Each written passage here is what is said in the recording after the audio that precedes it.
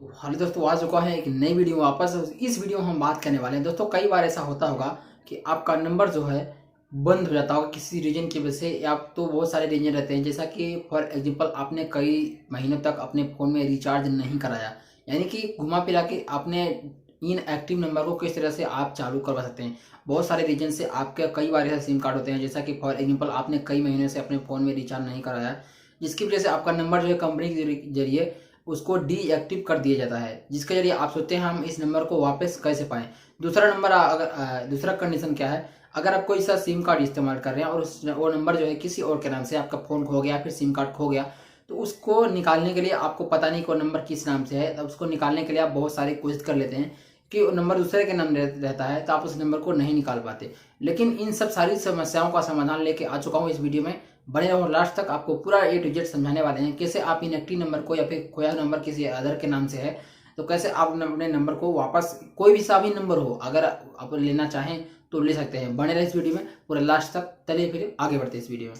Guys, सबसे पहले आपको बताना चाहूँगा, नंबर डीएक्टिव होने के बहुत सारे रीजन रहते हैं। पहला कि आपका नंबर कई महीनों से रिचार्ज ना हुआ, उस कंडीशन में कंपनी जो है अपने नंबर को जो है क्योंकि उस कंपनी का अधिकार रहता है, वो नंबर ही 3 से 4 महीने अगर आप कंटिन्यू रिचार्ज नहीं करेंगे तब नंबर डीएक्टिव का हो जाता है, क्योंकि इसमें इनकमिंग आउटगोइंग कुछ हो नहीं रही, जिसकी वजह से नंबर वो डीएक्टिव हो जाता है कंपनी की तरफ से। एंड सेकंड, अगर आपसे कोई भी सिम कार्ड इस्तेमाल कर रहे हैं, उस वो नंबर जो है किसी और के नाम से है, तो नंबर या तो हो सकता है खो गया है सिम कार्ड, या फिर फ़ोन के साथ ही सिम कार्ड खो गया, या फिर उस सिम कार्ड को आप यानी कि किसी रीजन से खो गया जिसे वापस लेना चाहते हैं। और तीसरी चीज़ यहाँ पे कंडीशन क्या निकल के आती है कि बहुत सारे ऐसे प्राइवेट नंबर रहते हैं जिन्हें आप लेना चाहते हैं, यानी कि पर्सनल नंबर, कुछ ऐसे नंबर रहते हैं जो आपके यादगार ज़िंदगी में बन जाते हैं और आप चाहते हैं काश ये नंबर मुझे मिल जाए तो कितना अच्छा रहता। तो इस वीडियो में थोड़ा लास्ट तक प्रोसेस समझाने की कोशिश करता हूँ कैसे आपको नंबर मिलने वाला है।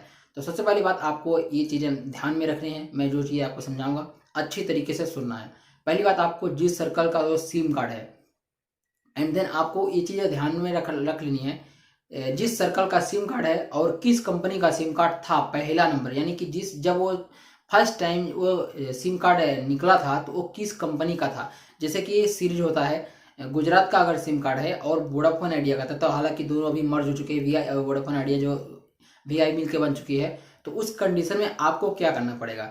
अभी वी दोनों चाहे आप समझो या फिर वोडाफोन आइडिया समझो, दोनों एक कंपनी बन चुकी है। इस कंडीशन में आपको क्या करना पड़ेगा, क्योंकि जो हमारा सर्कल था स्टार्टिंग वो गुजरात सर्कल से था, तो आपको क्या करना पड़ेगा, वो आपको जिस सर्कल का सिम कार्ड था पहली बार फर्स्ट टाइम जिस सर्कल से वो सिम कार्ड निकला था और किस कंपनी से था, उस कंपनी में ही आपको जाना पड़ेगा, तभी आपका जो सिम कार्ड निकल पाएगा। बहुत सारे लोग ऐसे सोचते हैं कि हमने पोर्ट करवा लिया था पिछली वाली कंपनी में, जैसे आपने जी वोडाफोन का लिया था और उसमें जियो में आपने पोर्ट करवा लिया था, तो वो नंबर जियो से मिलेगा। लेकिन बहुत सारे लोग को ऐसा दिमाग में चल रहा होगा, लेकिन ऐसा नहीं होने वाला है।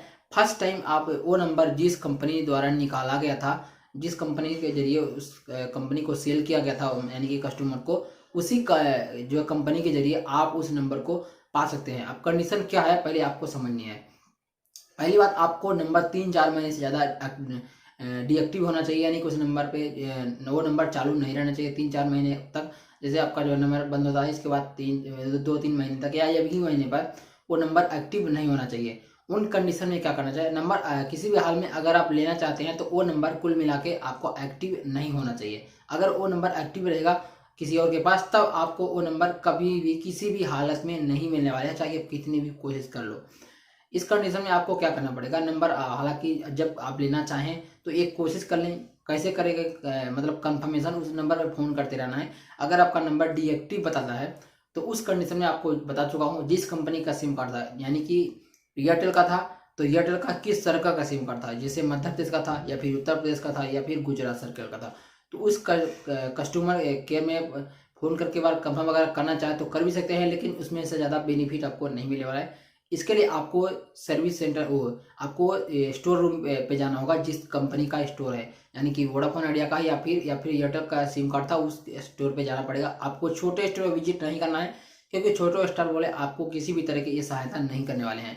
हालांकि बहुत सारे छोटे मोटे सिम रिप्लेस करते हैं, लेकिन इस काम के लिए आपको हेड ब्रांच में ही जाना पड़ेगा। जो वोडाफोन आइडिया का हेड ब्रांच होता है, यानी कि थोड़ा सा बड़ा होता है, उसमें आपको एक काम करने को मिलता है। हालांकि छोटे मोटे जो गांव कस्बे में रहते हैं उस कंडीशन में ये काम वहाँ पे आपको नहीं होने वाला है। इसके लिए आपको प्रॉपर स्टोर पे विजिट करना पड़ेगा, जिस कंपनी का सिम कार्ड है और जिस सर्कल का, उस स्टोर पे आपको विजिट करना है। विजिट करने के बाद आपको 2-3 कंडीशन वहाँ पे भी अप्लाई होते हैं। पहला तो आपको जो है सिम कार्ड वो मिलेगा जो कि इनएक्टिव होना चाहिए। दूसरा, वो नंबर आपको मिलने का, आप उस नंबर को बिलिंग करवाएंगे तो ही आपको नंबर मिलने वाला है, ये भी आपको ध्यान रखें, क्योंकि आप कंपनी वाले बिना पोस्ट पेड के देने वाले ही नहीं है। वो आपको प्रीपेड में किसी भी हालत में नहीं देंगे, लेकिन इसका भी चांस है, तोड़ है हमारे पास। आप उसे 3 महीने तक इस्तेमाल कीजिए, इसके बाद आप चाहें तो उसको प्रीपेड में पोर्ट करवा सकते हैं, पोस्ट पेड को प्रीपेड में बनवा सकते हैं, इसमें कोई दिक्कत आपका नहीं आने वाले है। तो इन कंडीशन में आप कोई भी नंबर पा सकते हैं। अगर आपका नंबर जो है खो गया है और वो बंद बता रहा है, समथिंग 1 महीने से ज़्यादा हो गया है या फिर 10-20 दिन से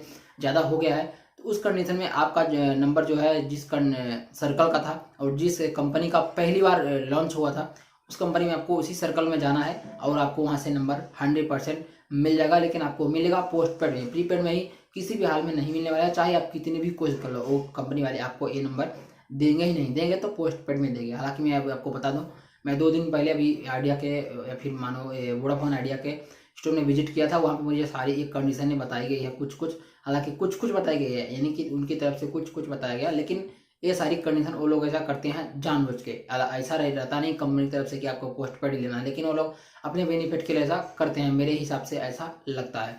प्लस वो लोग जानबूझ के ऐसा करते हैं, यानी कि वो जो आपको बताएंगे 399 का प्लान, तो उसमें तो कुछ GST वगैरह उनका जुड़ जाता है। तो कुल मिलाकर आपको हमेशा नोट रखना है, 1500 रुपये के करीब आपका एक्स्ट्रा जाने वाला है, क्योंकि 3 महीने कम से कम आपको एक रिचार्ज 500 रुपये का महीने में पड़ने वाला है पोस्ट पेड में, और 5 या 3 महीने आपको जाएगा उसमें। ऑलरेडी आपको समझ ही लेना है इस बात को। इसके पहले अगर आप करना चाहते हैं, अगर पोर्ट करना चाहते हैं तो भी आप नहीं करवाएंगे, क्योंकि 90 दिन से पहले आप दूसरी कंपनी में पोर्ट भी नहीं कर सकते। तो इन सारी बातों को ध्यान रखनी है। अगर आप नंबर अप्लाई लेना चाहते हैं, इन सारी बातों को फॉलो करें, आपका नंबर जरूर मिल जाएगा। आई होप आपको समझ में आ चुका होगा, मैं आपको जो समझाने की कोशिश किया हूँ। अगर आपका कुछ रिलेटेड सवाल जवाब है तो वीडियो के नीचे कमेंट करना मत छोड़ना, और यानी कि कमेंट करना मत भूलना, और साथ ही चैनल को सब्सक्राइब करें, बेल आइकन को प्रेस करें। मैं मिलता हूँ आपसे अगली वीडियो में। Thank you so much and good bye.